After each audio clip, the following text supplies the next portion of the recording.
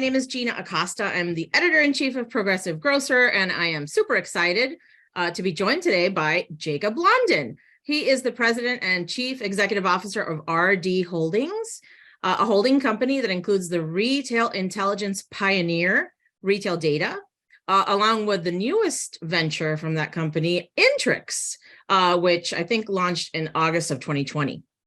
So Jacob spearheaded the launch of Intrics and as a direct solution to the lack of analytics resources available to grocers for their pricing, promotion, and assortment strategies.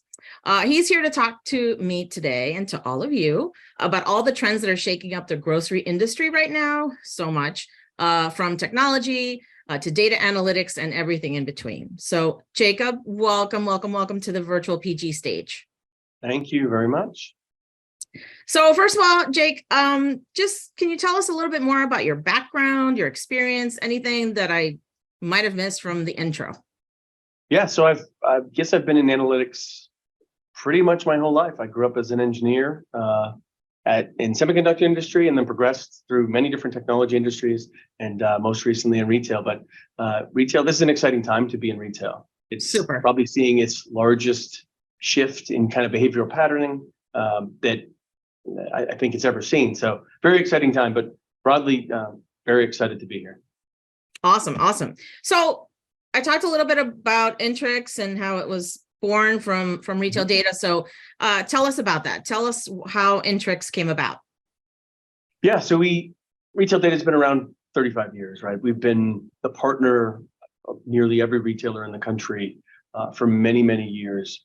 Collecting competitive intelligence, which of course meant going to stores and collecting data for many of those years, starting with papers and pens, and that whole life cycle was probably 2 weeks, and now we're processing life cycles in days. Came out of that, and what we realized is as data volumes and competitiveness have escalated, but more so the data available, the biggest challenge that retailers were having, other than the really, really large retailers, is the ability to process the volumes of data and find the pieces of nuggets and information that you need to make decisions. I mean, really, no one wants data in its raw. They really want the insights and the valuable decision making they can gain. So that was really the advent of Intrics. As I was here for many years with Retail Data, we found that the mid to small retailers, we were struggling to provide solutions to them because they didn't have the utilities. So then we started Intrics to recognize we need to build solutions that help these retailers make important decisions, but as volume keeps growing in data, those solutions need to be more complex, and that's really the advent of Intrics. Okay, so Jake, what are the current dynamics or changes that you've been seeing in the industry? Yeah, so really it's been quite dynamic, right? It really started with the industry was quite straightforward. We got groceries at grocery stores, and that was the trend probably right up until COVID. I mean, I think as soon as COVID hit, the entire industry changed. And now there was one channel, right? Go to the grocery store and get your groceries. And now you've got primary grocery, which still represents the large majority of how we all consume. You've got first party grocery channels, as well as now third party grocery channels. And that just the channel volumes have exceedingly grown in the last couple of years. Also, we're seeing pretty significant grocery inflation. Obviously, I think the most recent stat I looked at earlier today was actually 12% for November, 11.8, I think was the stat that came out, which is exceedingly higher than CPI. So I think that's also changing consumer behavior in the industry. The stats I've seen have shown a significant shift to EDLP or dollar stores, and I think it's not a consciousness by consumer. It's a preference. It's a need of pursuing price. So we're seeing more and more consumers. Maybe that historically have allowed convenience or other aspects of their decision-making be important, or even experience or those other features that we often define as grocery have changed noticeably. And now price is becoming the dominant leading aspect of decision-making. We're also seeing a pretty significant shift in the use or the consumption of private label brands in retailers and grocers particularly, where previously, everybody talked about private label, and I'm saying like 15, 20 years ago as the bottom shelf. That's where private label was. And now private label is all the way through the price stack, and a significant shift in consumers' willingness think the most recent stats showed about 87% of consumers were willing to try private label for the benefit of the price benefit. There's an interesting dynamic that I see with private label, though, that it creates a very different relationship with the retailer. You think of a Trader Joe or an Aldi as really great examples of the value of private label. The relationship is with the retailer for those cookies, not the brand. And I think there's a benefit to retailers to pursuing that. We've seen more and more retailers eager to understand that domain because in the end, there's a lot more margin. At least all of the stats that I've seen show better margin opportunity, better brand awareness from the consumer. So a great shift. But those are some pretty substantial shifts that we've seen in retailers.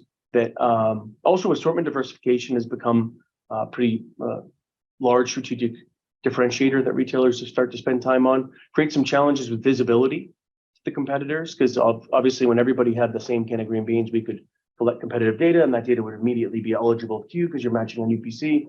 That gets quite a bit more challenging when we don't have common UPCs. We built some tools around that, but that's been a huge, a progressive shift that I don't think it will stop because the consumer is getting more and more interested in more and more assortment. So those have been some pretty significant changes we've seen over the last couple of years, but really just 3 or 4. Ever since COVID, the world is different. Right. Absolutely significant. So how has the evolution of technology impacted retail as a whole? And what new challenges do you think this has created for grocers? I think technology has become a central need, but it's been implemented in all different rates. I would contend we've heard an overuse of AI across every form of the word. It's a fairly nondescript definition, but it's really fun to say, but it means different things to different people. And so I think people are starting to really try to learn and understand technology. Now, grocery, I would say the use of technology in grocery has really been around supply chain implementation, right? You could argue that grocers are just in the more recent moments getting free time in any way to think about anything but like procurement and getting things on shelves. So I think with that, we're starting to spend a lot of time with our clients and other partners in the industry, just better understanding how you could use technology within your business to maybe help you make better decisions. But that's, I would say, where 23 feels like the start of a lot of that for many, many retailers. So we're hopeful that we have a great opportunity to help many implement some of the technology that's out there. So with all of these changes, especially with technology to the market, how are grocers keeping up with sorting through all of this data? That's a lot of back to what we're positioning Intrics and what we're trying to do with our solution is you're going to have to use technology to engage with these data volumes. You're talking millions and billions, and you talk about the consumer sentiment, and you end up with your T-log data on your transactional volumes. It just exceeds. I think we've officially broken Excel. If we're trying to use Excel to do anything in grocery, it's just overwhelming the system. You can only put 1 million lines in Excel, and that's felt like a lot. But of course, nowadays you'll do that probably in the time we've been having this discussion. We've gone through 1 million lines of data in retail.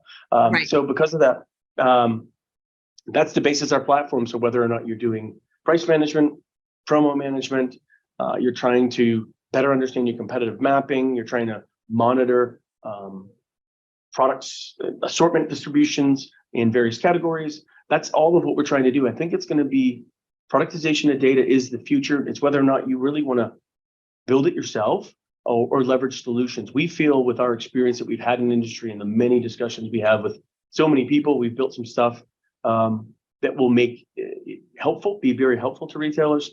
But in any case, if they build it themselves, they're going to have to be thoughtful in the same way of how do I find things that are convenient and help my team members be more efficient. So specifically about Intrics, how is Intrics sort of helping retailers make the shift from more data into solutions that can actually solve some of these challenges that we've talked about?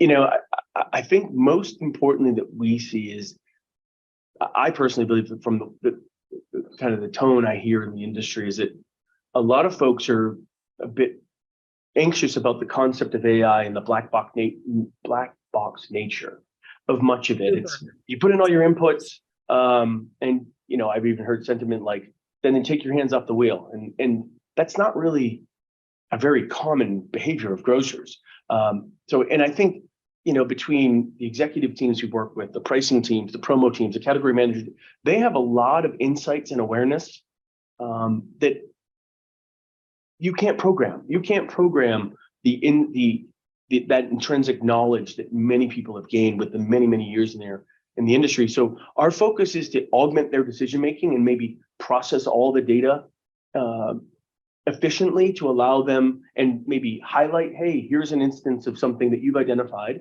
that's of concern that you should address, but we're not going to suggest, and here's everything you should do about that.